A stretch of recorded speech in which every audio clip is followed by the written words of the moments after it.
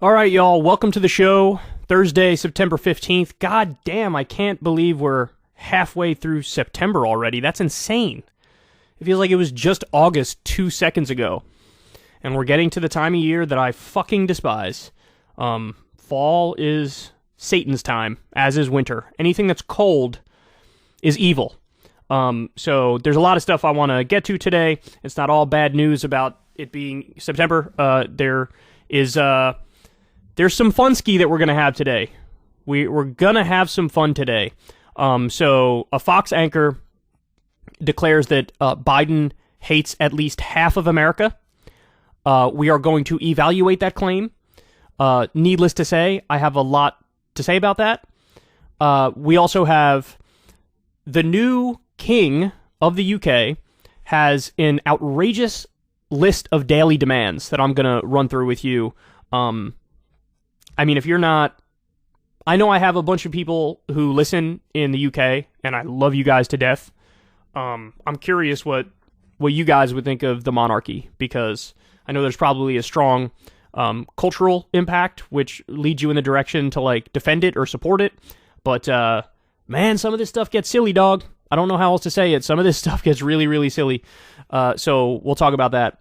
And then, also, Sean Hannity inadvertently owns Trump, like destroys him, eviscerates him, obliterates him. He doesn't even realize that he's making the argument of the left for them. It's super hilarious. And then Marjorie Taylor Greene gets caught in an obvious lie, and it's just astonishing to me that anybody could take her seriously, given that the world's fastest Google search would render what she says totally untrue and inadequate and pathetic. So anyway, without further ado, let's jump into it. And we're going to start here with a little bit of corruption news, which, again, shouldn't surprise you because we are swimming in corruption in the United States of America. At least Congress is. So they say nearly 20% of Congress trades stocks that present conflicts of interest. So this reporting is originally from the New York Times. They say nearly 20% of Congress members have been trading shares of companies in industries they are supposed to be overseeing as part of their committee assignments. So, understand something. If anything, this is a massive undercount of what's really going on, because if you ask me, I would argue there is still a direct conflict of interest, even if you're not on the committees that oversee the companies that you're investing in. There's still a conflict of interest if you're just in Congress, because you are inevitably going to vote on legislation that impacts companies that you invest in. So there was the previous, I think it was a Business Insider report. Correct me if I'm wrong on that. Blanking on which outlet it was, but we covered it a few months back, which again laid out in detail all the various Congress people who violated the Stock Act, who was the worst offender, what are the sketchy deals that are going on. So this is some new numbers on this front. They say between 2019 and 2021, 97 U.S. senators and Congress members or their immediate family made financial transactions in which they may have had access to inside information.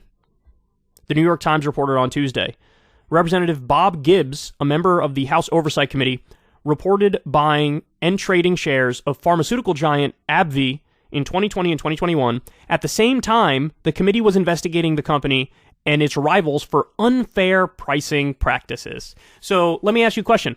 Is that guy likely to crack down on this pharmaceutical company that was price gouging? The answer is a resounding no, because he makes more money the more that company does well. So the more profit they make, the better he does, so he has no incentive whatsoever to get their price gouging under control. Look, you guys know my thing on this, man, and originally I thought this was one of my unpopular takes, but when I actually presented it to you guys, it appears like I was wrong. It is a very popular take of mine. In my estimation, corruption should be treated on par with murder and robbery and rape and like all the worst crimes you can think of. I often use this line. I am tough on crime. I am a law and order person if I think the thing should really be a crime. Like, when it comes to the drug war and locking up nonviolent offenders, I hate it. Like, free them all. Like, that shouldn't even be a crime. I don't want any punishment, never mind, like, lighter punishment. But for things like rape and murder and rank corruption, I mean, I think this should be punished severely. I think this is the stuff that leads to the downfall of a nation, because it becomes standard operating procedure. But like, this is how you get a system where the needs of average Americans are never met. The opinions that we have on policy beliefs, even if it's 80% or 90% of the country, it doesn't get implemented because guys like this are in there. And what they're doing is casting votes that impact their wallet in a good way. And if that means people getting price gouged, so be it.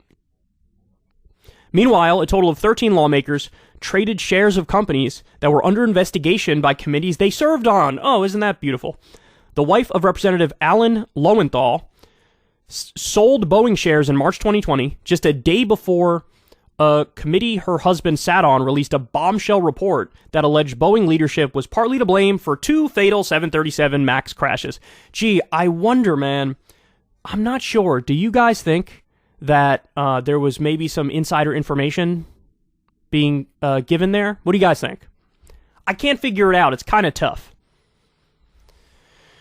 They continue here. To be sure, some of the estimated 3,700 trades executed during the 3-year span were routine. I'm going to take issue with that. And some were executed by independent brokers or trusts. Additionally, there were more than 80 legislators who made stock trades that had nothing to do with committees they sat on. Again, that is not a convincing argument to me, because they will inevitably have to vote on something which directly impacts the companies that they have a vested interest in. So you're not going to like vote to cut a subsidy to a corporation you invested in. You're not going to vote to raise taxes on a corporation that you invested in, even though you should do it, and even though that's what the American people want you to do. And I don't like how blasé they're being about the 3,700 trades that were executed during the 3-year span. Because, look, I'm of the opinion these people should be banned from trading stocks. If you want to be a public servant, be a public servant. Now, I'm totally fine with compensating them well for doing that job. In fact, I would even give them a raise if it meant, hey, no extracurricular nonsense, no, investing in the marketplace, no revolving door where you go and become a lobbyist for $2 million a year when you're done because you served the corporations while you were in office. No, we got to get rid of that revolving door. I'd pay them more, but I would ban them from trading stocks. I mean, this is crazy. We have an open system of corruption, and this is just one avenue of corruption. This is the personal corruption, because fact of the matter is, even if they didn't do this, these congresspeople and senators still take money for their campaigns when they're running for office from these corporations, from these lobbyists, from these billionaires. So we should have fully clean elections, publicly financed elections, and we should also ban the personal corruption angle. Ban them from investing. I mean, again, this is obvious stuff. And if you poll this stuff, people are overwhelmingly with what I'm saying right now. But instead, we get a report like this every other month, and then, Congress sits there with their thumbs up their own asses. Oh, it's cool that we do this. What happened? I thought everybody was debating and discussing, well, maybe we will ban them from trading stocks. And then what happened? The second people stopped paying attention, they were like, did we say that, bro? What I meant was, what happened was, me and Craig and them was down by the Safeway, and we don't even think it's really all that corrupt if I start making hundreds of thousands of dollars from this company. So what I'm going to do is I'm going to make sure I'm going to have high accountability and transparency and whatnot. And are you looking the other way? Okay, good. Then we're going to keep doing it. Unbelievable. They continue. Still, at least 10% of the trades may have presented a conflict of interest. According to the report, the most active traders were also those who may have had the most insider information. What a shock. 44 of the 50 most active traders in Congress had conflicts of interest. The analysis doesn't even capture all problematic trades. You don't say. For instance, Speaker of the House Nancy Pelosi's husband is famous for purchasing shares of companies like Amazon and Meta, which Pelosi is responsible for regulating. But since Pelosi doesn't sit on a committee, she was not included in the study. Yeah, exactly. This is what I'm talking about here. Look, I go all the way with it. This is, all of it's corrupt. This is all corruption. All of it. Any stock trade by any politician is corrupt. Because now you have a conflict of interest. Now you are not going to vote solely based on the will of the people, and you're also probably not going to vote that way because you've been funded by these corporations for your campaign. They have a million things incentivizing them to go in the wrong direction. So you know what they do? They go in the wrong direction. So it's not any individual's fault, even though the individuals, to one extent or another, are to blame. It's the system's fault. We can have better politicians if we fix the system. But instead, we're stuck in this perpetual nightmare where these are like the worst people in the world, and they're lying to themselves and everybody else about, what they're doing and how they're doing and who they're representing. Despite ongoing concerns about lawmakers' financial transactions, there is minimal regulation on stock trades. You don't say. Under the Stock Act, which is the only legislation that reins in lawmakers' trades, most members of Congress are still free to make trades that could conflict with their legislative duties, as long as they disclose the information within 45 days. See, this is the annoying aspect of transparency laws, and we've talked about this before, but it's the same thing with like the ban dark money from being in politics. Wait, why'd you add the qualifier dark? Why not just ban money from politics? They add the word dark because what they're saying is, allow me to still be corrupt, but just make me disclose who's corrupting me. That's what the dark money thing is. The Stock Act, same thing.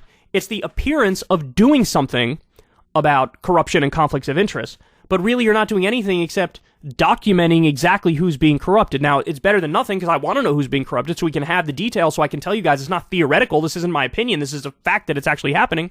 But you need to go further than that. You need to go further than that. Did you know corporate America has tougher conflict of interest standards than our own government does? How insane is that? The 2012 law was passed with bipartisan support in the wake of a stock trading scandal, yet in the nearly 10 years since it was enacted, no one has been prosecuted under it, even as many members continue to conspicuously trade. Despite renewed chatter about the importance of cracking down on legislator stock trades, high-ranking staffers tell the Post the likelihood Congress will actually regulate itself is so low, it's laughable. Oh, man. Jesus fucking Christ, dude. Look, this is why people hate politics. And I don't think people can give you the specifics because they're not reading all the articles, right? But, I mean, you guys are, so you guys know the specifics. But a lot of people aren't reading the specifics. But they know, they have this gut sense, this innate sense of, like, they're not representing us, man. They're not representing us. And so that turns them off to politics. And it's a fucking shame. Quote, "You're not getting members of Congress to self-regulate the money they can or can't make," a DC insider told the Post. "Why would they do something that doesn't benefit them?" On Thursday, a report broke in Punchbowl News that Democratic House members plan next month to introduce a bill that would crack down on stock trades by legislators and their family members. But senior staffers were quick to suggest the report had more to do with getting a positive headline and less to do with actually enacting serious reform. Quote, "It's all performative. It's not going anywhere," one cynical Senate staffer told the Post. So it's the old virtue signal bill. Well, look, we'll see. We'll find out. We'll see what the vote count is when it gets brought up, right? But if it is a virtue signal bill, man, these people are the lowest of the low. And you guys know me, man. I am the kind of person who is going to give people the benefit of the doubt. I'm going to take you at face value based on what you say. And I'm going to assume good faith until proven otherwise. But we're at this point, especially with the politicians, where your default assumption has to be the opposite. They are bad faith. They are liars. They are careerists. They care most about their own bottom line, protecting themselves, insulating themselves, making their own money. It's like Dan Crenshaw said when the previous corruption report was brought up to him. He said something along the lines of, yeah, but like, we need to be allowed to do this because how are we supposed to better ourselves if we can't do this? What? So you're in Congress to financially better yourself? That's why you're there. Well, you're there for the wrong reason, my man. That's not what it's for. If you wanted to get a career in Wall Street, you should have went and got a career in Wall Street, dick. Anyway, there you have it.